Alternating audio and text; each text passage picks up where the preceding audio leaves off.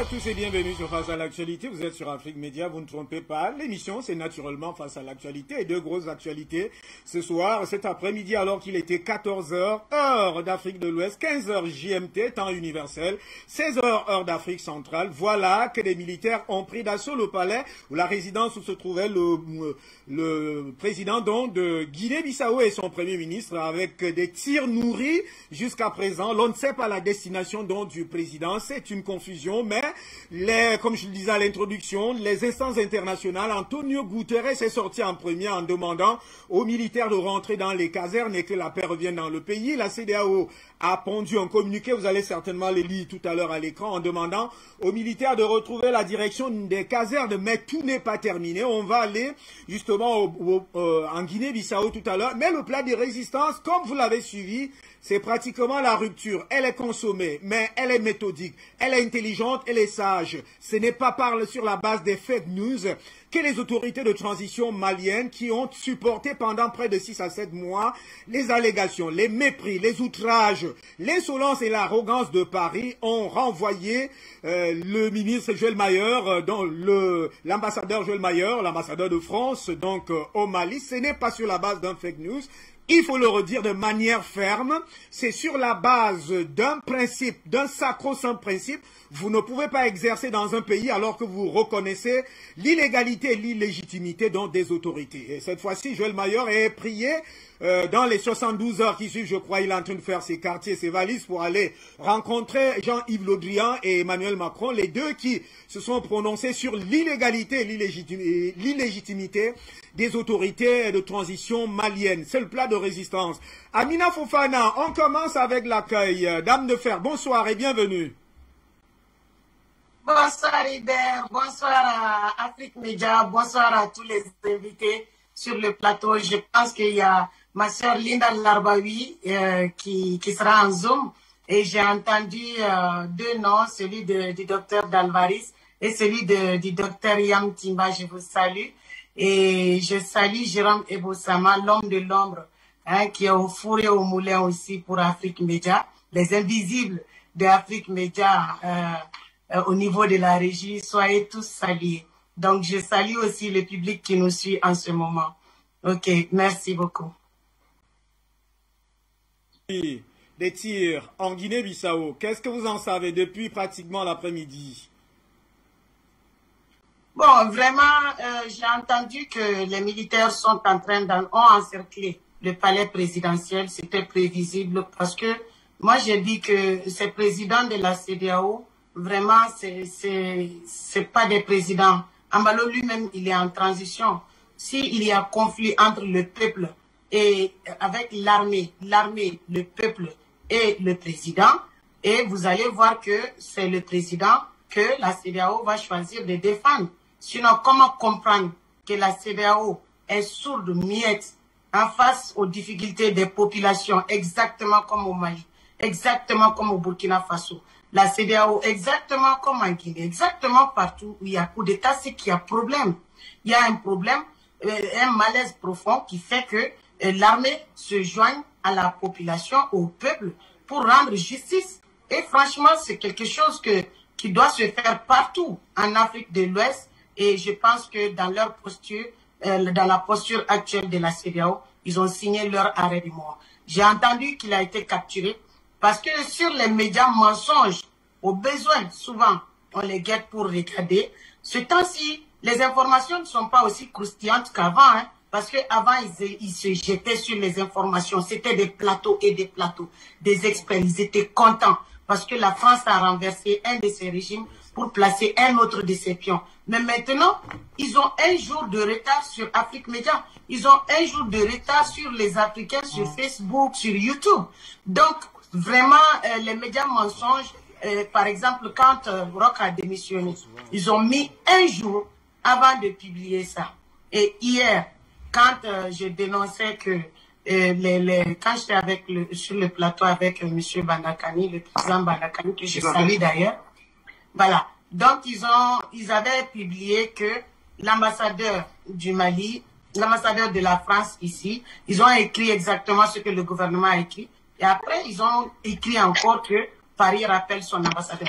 Mais on n'a pas d'ambassadeur en France. Au du temps d'Ibeka, nous avions un ambassadeur qui s'appelle Toumani Djimé Diallo. Et ce Toumani Djimé Diallo est parti devant le Sénat et il a dit les 4 vérités du temps d'Ibeka. Il a dit les 4 vérités aux sénateurs sur la France et sur ce que fait la France au Mali. Ben, la France a demandé à ce qu'il soit renvoyé immédiatement. Et à l'époque, c'est Tcheblin Dramé qui était le ministre des Affaires étrangères. Il l'a rapidement ramené, il a mis rapidement quelqu'un à sa place. Donc, ce genre de commandement impérialiste que la France, auquel la France s'est habituée, c'est ça qui ne marche plus en Afrique. Le dictat de la France, il n'y a qu'à voir dans leur Sénat comment elle se comporte. Ils sont toujours aussi arrogants, mais ils vont le regretter. Ils vont le regretter. La France sera le dernier pays au monde. Et qu'est-ce que ça veut dire? Ça veut dire que la France va mériter sa vraie nature, telle que Dieu a créé sa terre, telle que Dieu les a créés. C'est la pauvreté qu'ils ont craint. Depuis tout ce temps, ils ne pourront pas la fuir parce que c'est leur destin. Au lieu d'assumer leur destin, travailler correctement, convenablement, comme les autres pays, comme l'Allemagne par exemple, qui n'a pas de colonie, qui a compté sur elle-même. Non, la France préfère aller accabler, aller tuer, aller massacrer les... Merci à Amina Fofana, la dame de fer. On va revenir à vous, puisque à l'accueil, on voudrait d'abord rester avec la Guinée-Bissau. Voilà pourquoi on prend la direction de la Guinée-Bissau avec Flavio Batika Ferreira. Il est Bissau-Guinéen. Il nous apporte là des informations fraîches. Alors, cher monsieur, bonsoir et bienvenue sur Face à l'actualité. Média.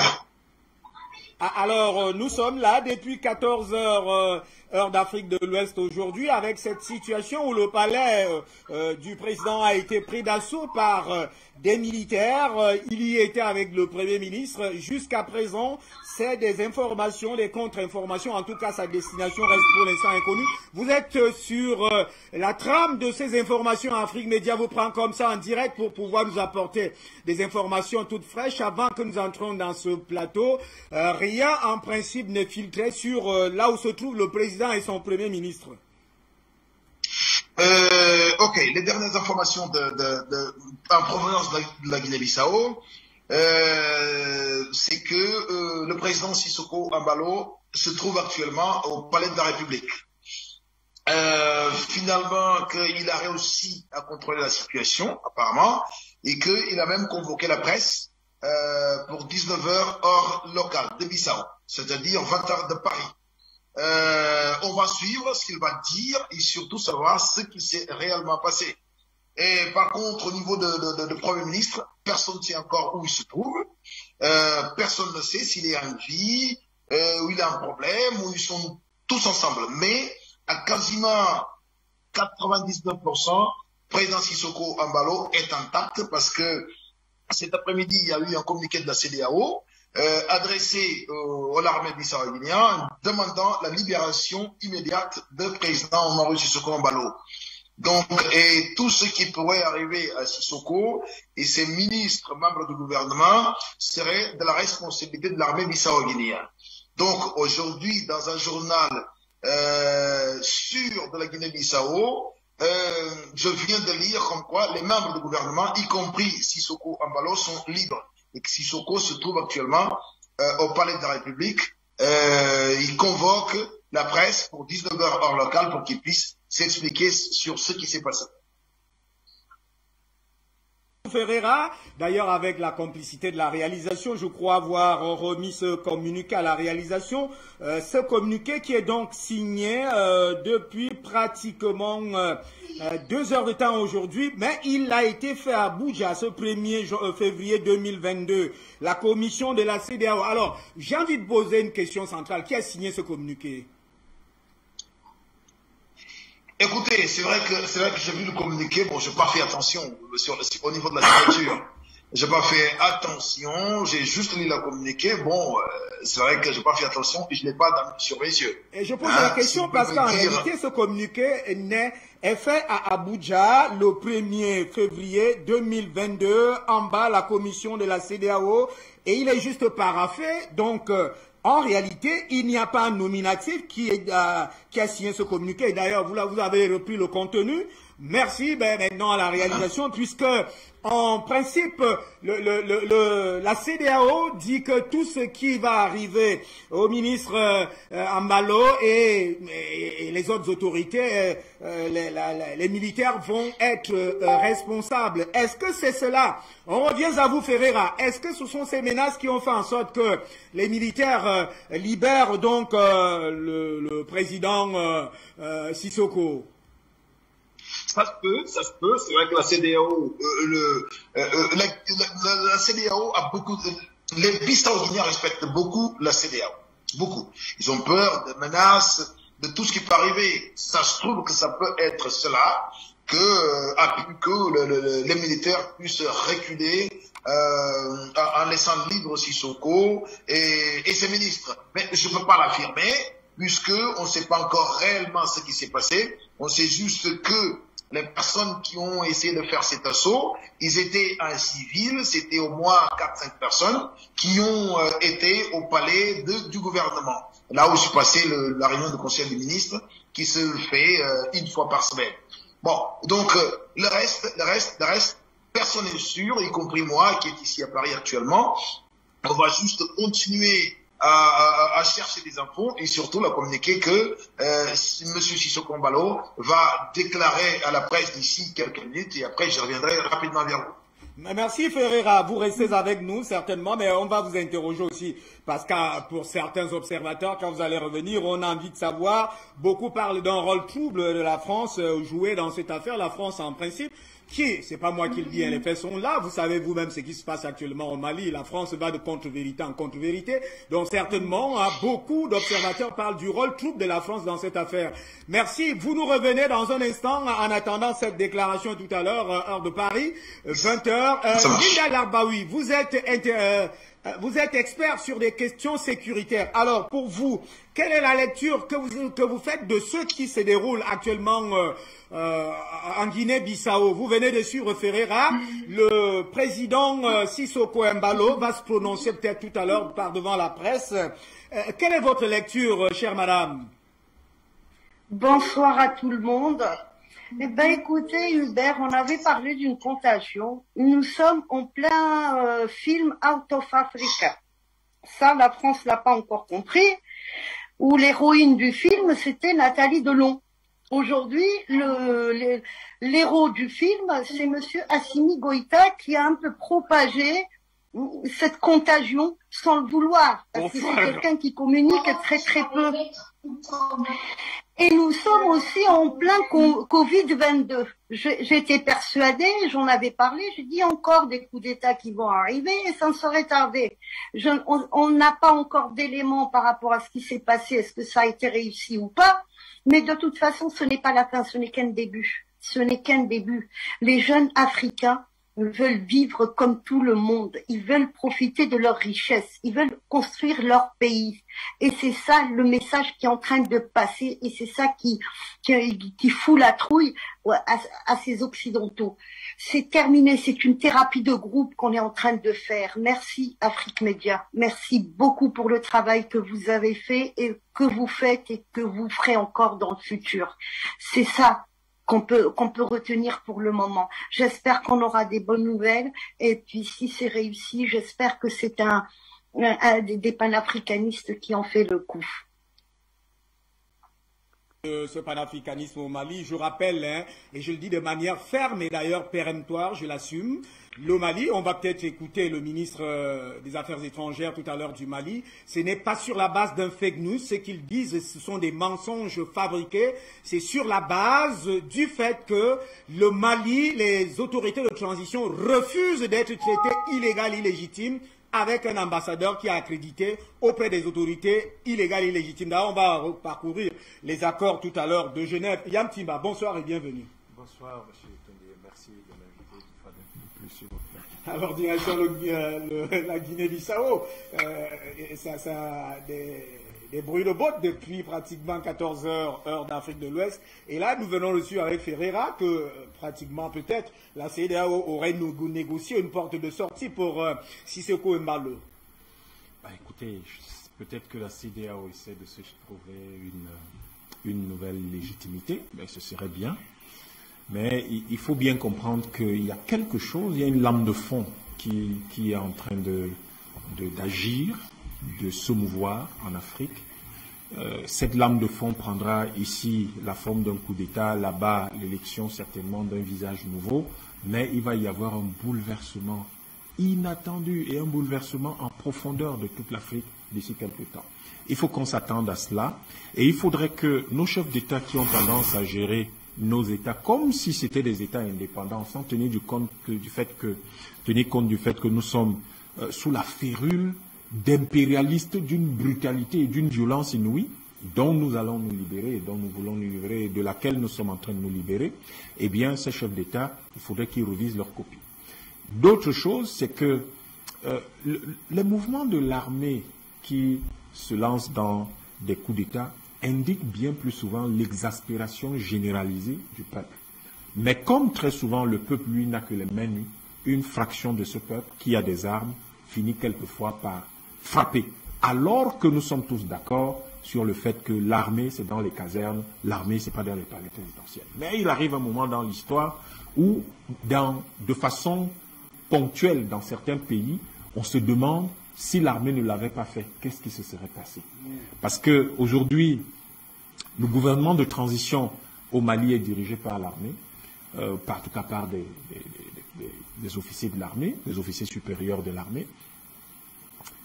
S'ils n'avaient pas fait ce qu'ils ont fait, où en serait le Mali aujourd'hui?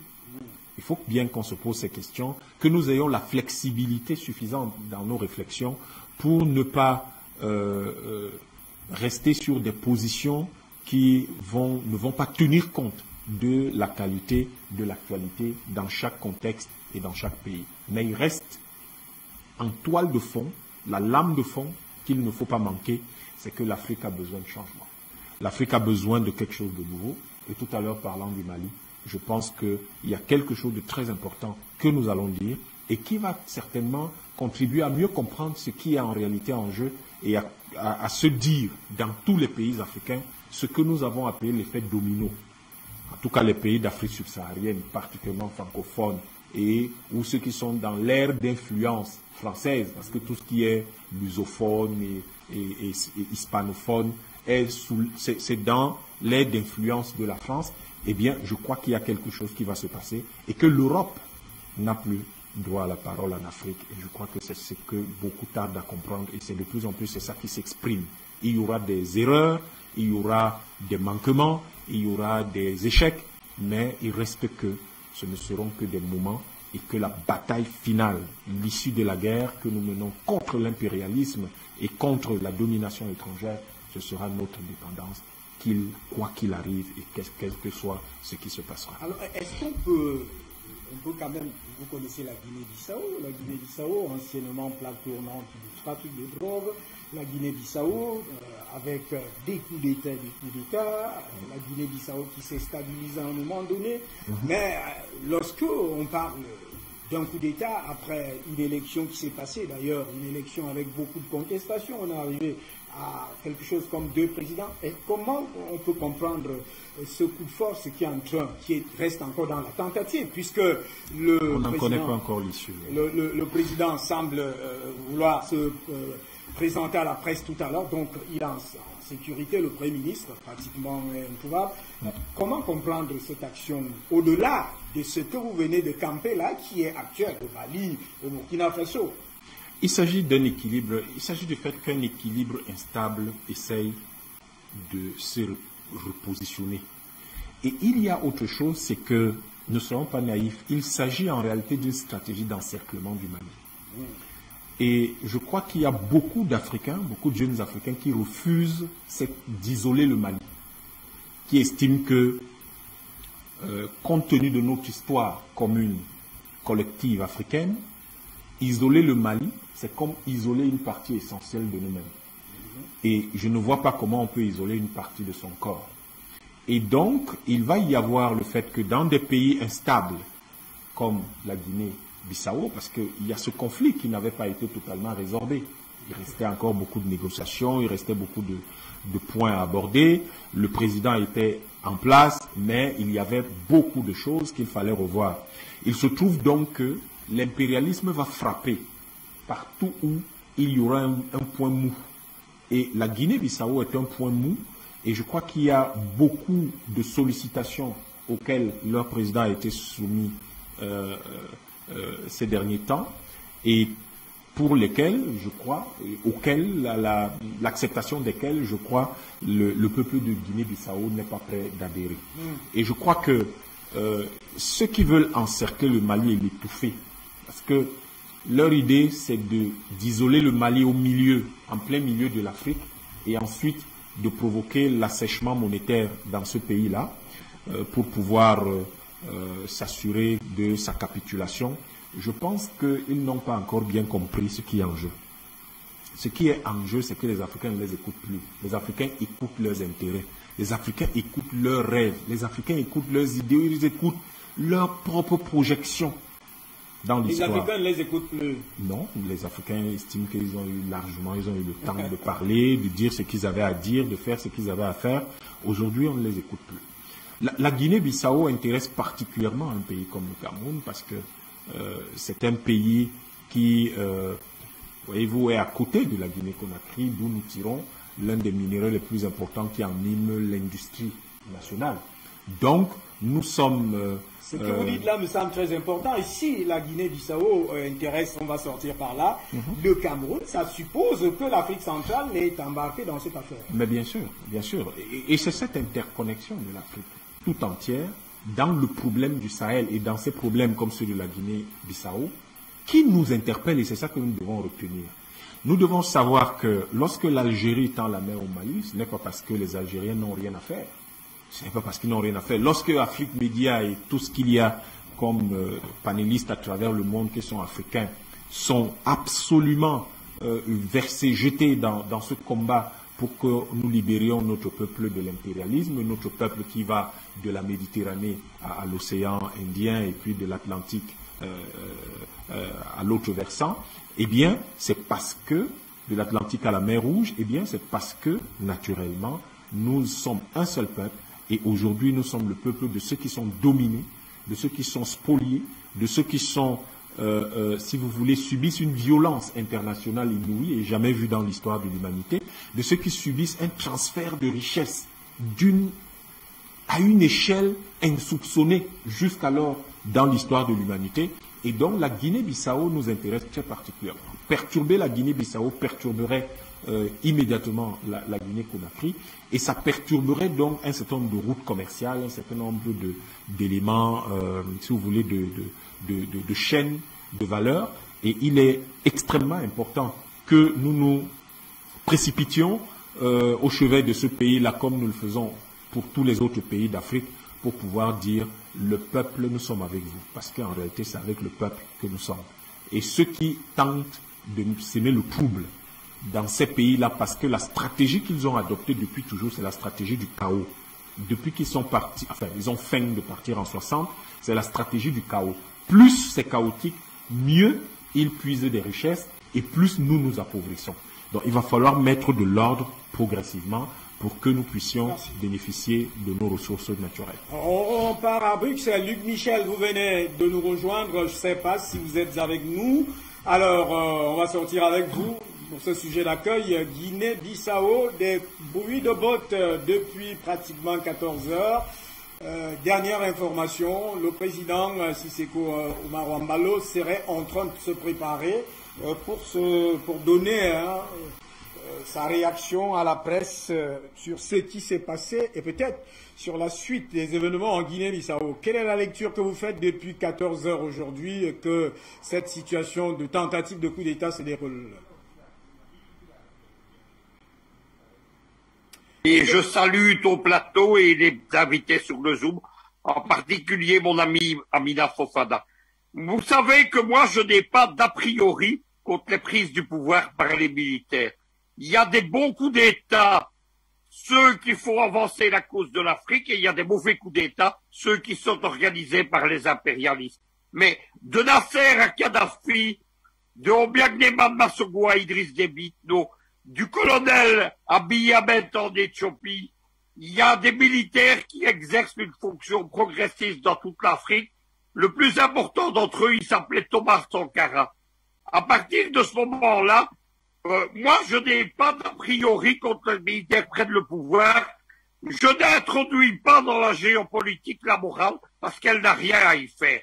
Maintenant, l'erreur qu'on fait, c'est pas parce que la France est KO debout. Elle est comme un boxeur KO debout sur le ring, mais un boxeur qui tente encore des coups bas pour ne pas quitter le ring. Il y a donc des coups d'État qui sont organisés par les Occidentaux et on va en voir d'autres. Il semblerait que le coup d'État ait échoué et le président de Guinée-Bissau, c'est un ami d'Assimi Goïta qui l'a remercié à plusieurs reprises pour son soutien. C'est cela qu'il faut savoir. On voit tout de suite quels sont les inspirateurs. Aujourd'hui matin, le département d'État américain s'est joint à saluer les sanctions de la CEDEAO et de l'Union européenne contre le putsch au Burkina Faso. Ça indique clairement qui sont les maîtres de cette série. La Guinée-Bissau, c'est un État qui est sous suggestion des États-Unis parce qu'elle a longtemps été une plaque tournante de la drogue avant que ce rôle ne soit déplacé vers la Côte d'Ivoire. L'amiral, le vice-amiral qui commandait la marine du Guinée-Bissau, il a été enlevé dans les eaux internationales et il est en train d'être emprisonné à vie dans une prison américaine. Ça indique la puissance des Américains dans la région.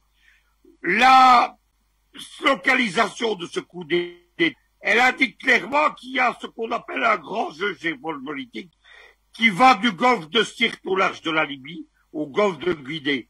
C'est toute une région qui est déstabilisée et dans lequel s'exerce une lutte entre le bloc américain occidental, principalement Paris et Washington, contre le bloc de l'Est, principalement ici, Moscou et Téhéran. On voit donc évidemment, c'est une erreur de croire que l'impérialisme, il va baisser les bras, il va abandonner le combat. On a, il y a quelques semaines, sorti la dernière biographie sur la France-Afrique. Le titre est significatif, c'est l'Empire qui ne voulait pas mourir. Une fois de plus, l'Empire ne veut pas mourir, comme l'indique le putsch en Guinée-Bissau.